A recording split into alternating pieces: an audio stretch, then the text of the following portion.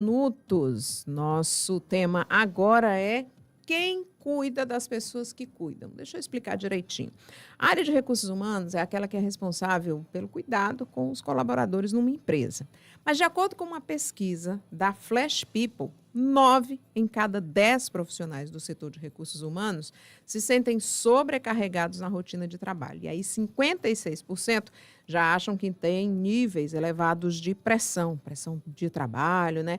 Então, vamos conversar com a Cristina Goldschmidt, que é especialista em liderança, gestão e também professora da FGV, Fundação Getúlio Vargas, e é idealizadora do projeto Novas Idades. Bom dia, Cristina. Muito obrigada por sua participação aqui no nosso Pan News em Revista Primeira Edição. Bom dia, eu agradeço muito a participação aqui com vocês hoje.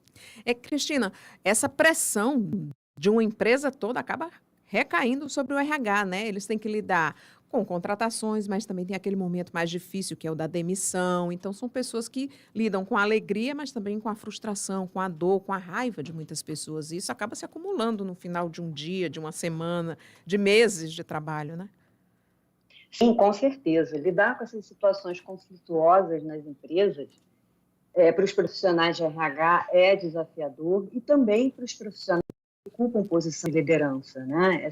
Todos esses eventos de contratações, conflitos e demissões que envolvem o RH envolvem também os gestores, que são ligados diretamente com as pessoas envolvidas nessas questões. Todas questões muito desafiadoras que trazem um nível de estresse muito grande e acabam desgastando um pouco mais esses profissionais. E essa pergunta de quem cuida, é uma pergunta muito, muito importante, precisa ser respondida nas empresas, porque a gente atribui ao RH e às lideranças o papel de cuidar das pessoas, de aliviar o estresse das equipes, de tratar problemas, inclusive até de doenças mentais, né, Carla? Agora tão em pauta nas empresas, a gente está discutindo tanto essa questão da saúde mental das pessoas nas empresas, e nos esquecemos que também são seres humanos que estão cuidando dessas questões e precisam também ser atendidos nesse sentido. Agora, o que é que a empresa pode fazer com essa turma do RH, né? Porque às vezes se preocupa com os outros funcionários, mas o RH fica esquecido. Tinha que ter um cantinho ali para meditação, um cantinho para tranquilidade também da turma do RH, às vezes até mesmo separado ou junto dos outros funcionários. Sim, a gente está tratando aqui da necessidade da empresa ter políticas em relação a esses aspectos de saúde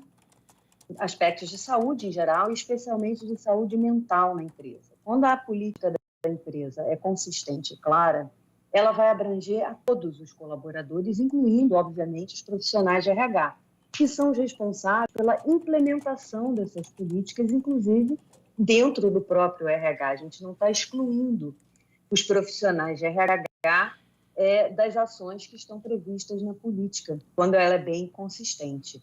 E a gente precisa, sim, se conscientizar, aí a gente está dirigindo essa fala aos dirigentes de empresas, né? Presidentes de empresas, CEOs, CFOs, Suíte C, quando a empresa tem capital aberto aos conselhos de administração, que a questão da saúde emocional e da saúde mental, ela não tem cargo, ela não se dirige a um cargo. Uhum. A gente não trata desse assunto especificamente para um cargo de profissional, para um recorte dentro da empresa. A gente precisa tratar dessa questão de uma maneira global, incluindo os próprios dirigentes de empresa, né? Presidentes de empresa, CEOs, CFOs, pessoas que ocupam posições de liderança de alta complexidade, também estão submetidas a um nível de estresse altíssimo, também estão submetidas a questões desafiadoras no seu cotidiano, junto com os profissionais de RH em todos os níveis e junto com o restante da liderança. Então, a gente precisa abordar a questão do estresse no trabalho e todas as consequências que ele traz de uma forma consistente e de uma forma ampla, para abranger todas as pessoas na organização.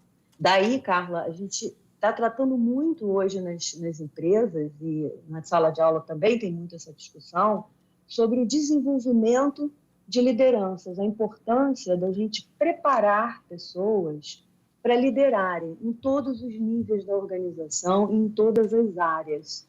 porque a liderança ela vai ser responsável por tomar decisões sérias e decisões impactantes, como essa, por exemplo, a decisão sobre como nós tratamos a saúde emocional dos nossos colaboradores. Quem decide sobre isso precisa pensar no assunto de maneira abrangente. É porque não só a turma do RH, mas toda uma empresa, ela fica submetida aos mandos e desmandos daquele chefe, né? E antes a gente tinha uma ideia errada, que graças a Deus está mudando, de que o chefe tinha que ser aquele que grita, aquele que humilha, aquele que fica aos berros, aquele que exige demais, mas o chefe, hoje em dia, na verdade, é substituído pelo nome de líder, né? E quem lidera delega as atividades, delega e confia na sua própria equipe. Então, uma equipe que não tem confiança e que não tem essa delegação de atividades, ela acaba ficando sobrecarregada. Com certeza, essa mudança já é bastante consistente. Eu costumo brincar, eu gosto de usar a palavra cafona, sabe, para esse tipo de liderança.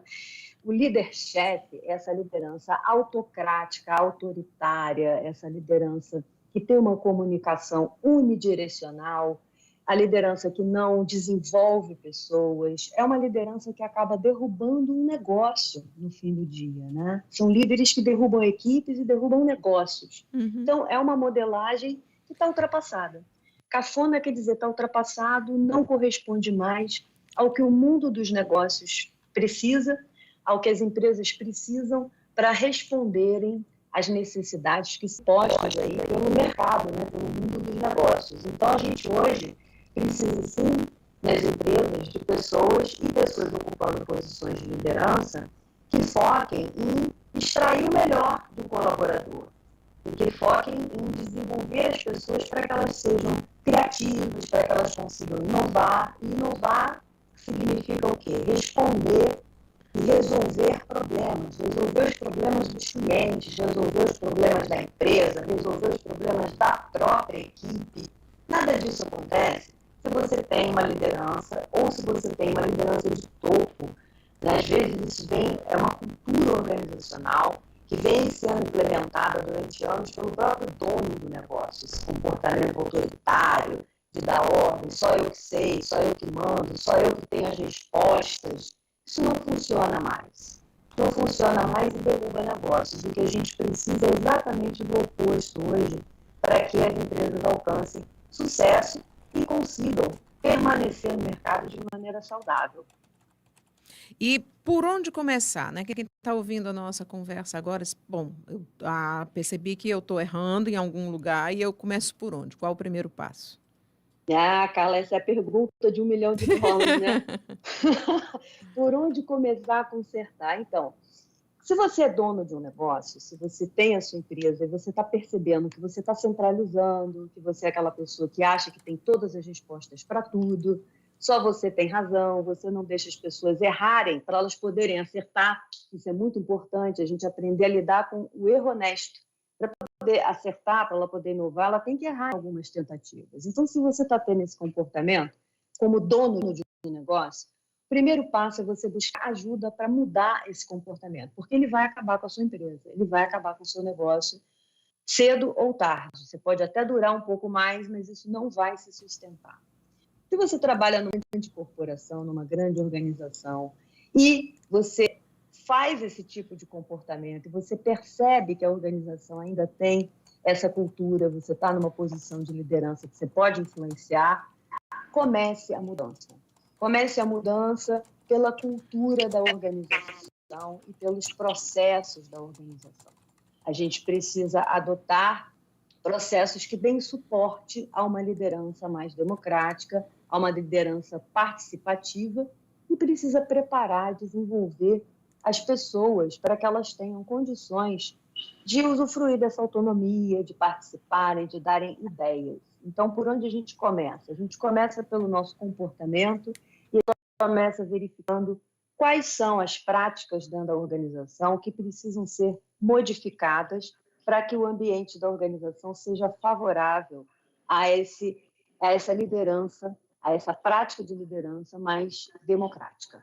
certo. Cristina Schmidt, muito grata por sua participação aqui no nosso Band News Revista Primeira Edição. Espero que a gente tenha aberto aí a mente de muita gente que estava com essa mente trancada, fechada, e que não enxergava um palmo à frente do nariz e da própria gestão.